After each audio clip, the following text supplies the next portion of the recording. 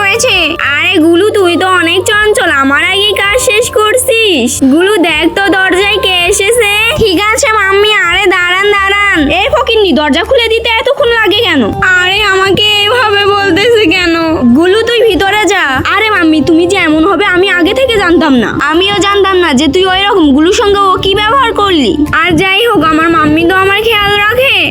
Disgusting. গুলু আমি অফিসে গেলাম, আর তোর ম্যাডামের কাপড়গুলো একটু ধুয়ে দেস। ঠিক আছে মাম্মি।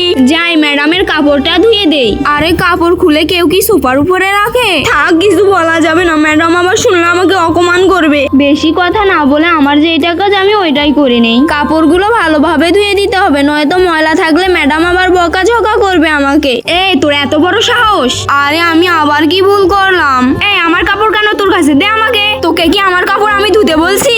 আরে আমার কি দোষ? মাম্মি তো আমাকে ধুতে বললো।